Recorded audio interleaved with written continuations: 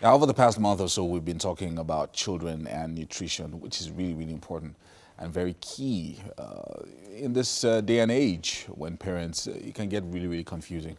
But obesity at any age is never a good thing as it poses so many health challenges.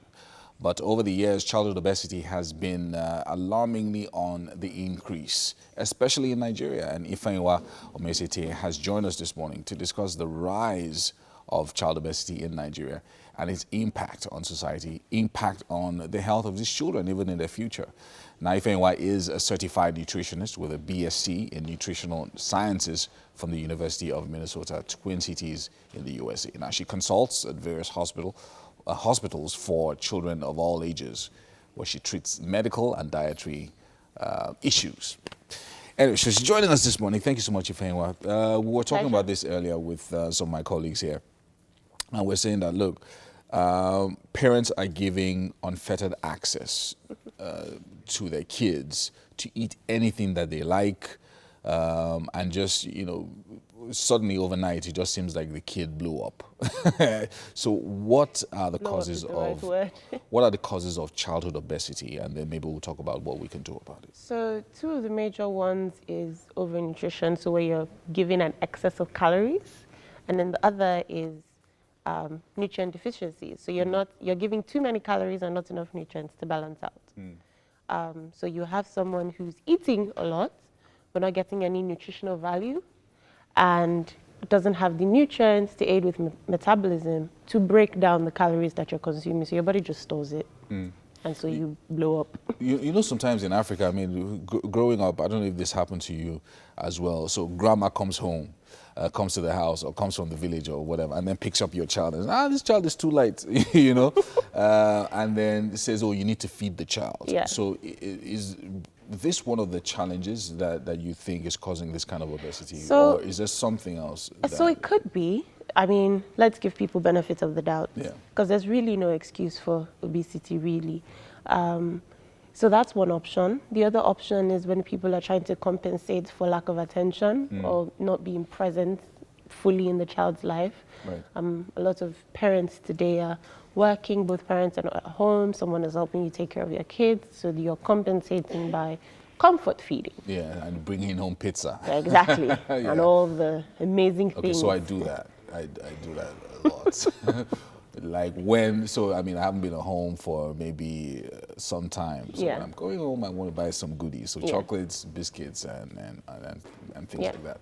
So what do we then do? I mean, it seems like, because people are now calling it an epidemic. So you see people who, instead of having a proper diet structure for their children, you then have eating out and buying fast foods and things like that. So even the fast food thing is becoming a culture in Nigeria. So, but what are the steps that parents can begin to take in monitoring what their children eat? So one thing I always say, because I'm very big on creating awareness on social media. So on my page, The Kid Nutritionist, what I always say is, give healthier options. So no one's saying don't have a burger, no one's saying don't eat pizza, but there are healthy alternatives to the ingredients that you're using to make these things. Also, aim for homemade. So spend time. I mean, you eventually have to come home. Right. And I get it. Sometimes you're tired, sometimes you're exhausted. It doesn't take 10, 15 minutes to take your child into the kitchen and make that meal that, typically you would have bought when you were coming. Because on seemingly to the parents, it's not about what you bought to bring back. It's about the fact that you're home and not the thing that you came with. Right. It becomes a culture when you start bringing it in. So one of the things is doing more homemade things. Secondly, providing those healthier alternatives. And then thirdly, watching your child. There's this assumption that the child's stomach expands because you're feeding more. The child's stomach is not expanding, they're just finding different ways to store the food in the body. Right. Yes, it will expand as they get older, but let them get older and then increase your portions. We don't understand portion control in this country, adults and children especially. Plate sizes are designed for children. Don't go feeding them 4 or 5 plates just because you feel that's how they should consume their meals. There's one of the things that you mentioned earlier, which I just want us to go back to a little bit. You said that there are some children who eat a lot, but they're still not eating a balanced diet. So they're eating a lot of food, but they're still nutritionally deficient. Yes. So let's talk about that a little bit and how we can solve that issue to ensure that in every plate you have everything that you need to be able to. Unfortunately, in this part of the world, we're very carbohydrate dense, and so every meal has some kind of carbohydrate. And then in some places, protein is seen as affluence. So when you give a lot of protein, you're giving a lot of affluence. When the body is converting carbohydrates, converting for energy. If you don't give the body enough carbohydrates, it's going to convert protein to energy. Right. So you have to somehow find a balance between the two. That's one. Secondly, making sure that there's a vegetable in every meal. I get it a lot. Parents always saying, my child doesn't like vegetables, they won't eat it doesn't have to be it's the vegetable they don't have to see. Right? You can figure out ways to hide it. You can blend it, you can puree it, you can toss it in with the meal itself. Just make sure you get it in there. And then water. You can never overlook water. They must always get water. Your child must always have water to drink. Understanding that, making sure that it's available in the room, making sure that you are being a role model, which for me is the final part. We need to model the behavior you want your child to see.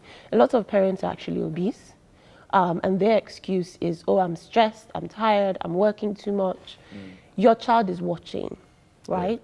And it's not about what you tell them to do, it's about what they see you doing. Let's talk about another extreme, which I know happens as well, where maybe you then discover that your child is maybe at 8 or 9 or 10 is overweight and is getting worse. And then there's some parents who are then advised to put the child on a diet. And sometimes it doesn't work. So talk to us about dieting for children. Is this a good way to go? Would you advise that kind of a thing? So I'm not a fan of the word diet because it means short-term success. You want long-term effects, right? You want lifestyle changes. So saying diet means I'm going to do this for a period of time and adjust to that. For children, a child is growing, a child is developing. So they actually need all their classes of food. So if you're going to do anything that's restrictive, what you should be restricting are those empty calories. So I'm not a fan of putting children on diets. Rather, I tell the parents or tell the patients, let's focus on adjusting what you have, either in terms of portion control or in terms of increasing your vegetables and increasing your fruit intake or increasing your vitamins E, vitamin C, zinc, because those are the big players in metabolism. And at the end of the day, metabolism is what aids burning of calories. If you don't have good metabolism, you're just going to store energy. Better metabolism, you lose more energy. And that's the goal. Yeah, so as we're rounding off now, so a parent is watching now and they're sitting and they're frustrated about their little girl or their little boy that's getting overweight and is eating a lot. What's the first step? Like, okay, what should I do? I'm thinking, okay, well, I follow you on Instagram. But what's the next thing that I need to do in ensuring that my child grows up well, healthy? Okay, so the first thing you need to do is look at what's in your kitchen and what are those things that you need to take away. So we've talked about those empty calories. Take those empty calories. Stop stacking cereals on cereals on cereals. Stop stacking beverages that are very high in sugar. Stop stacking sweeteners, right? Look for healthier alternatives. Instead of sweeteners, you can do things like honey if the child is above 1. You can do dates if the child is, younger than 1. But just making those little changes here and there. And then as the parent, begin to model the behavior you want your child to see. So model the behavior. So as a parent, start eating more vegetables as well. And do other things. Wow. Oh, and stop saying, because sometimes some parents buy things for themselves and then their child comes in and is like, oh, can I have? And you're like, no, this is for the adults. We need to stop that. I do that as well. we really do, because they're watching you and they're going to get to a point where they're like, I can't wait to be that adult and be able to do those things that, my parents were doing. So let's set boundaries for ourselves, but realistic boundaries, and give better explanations to the children, because then this is a different generation. Wow. Thank you so much, Ifeyinwa, for talking to us about this. This is an issue that I feel like a lot of people are going through. A lot.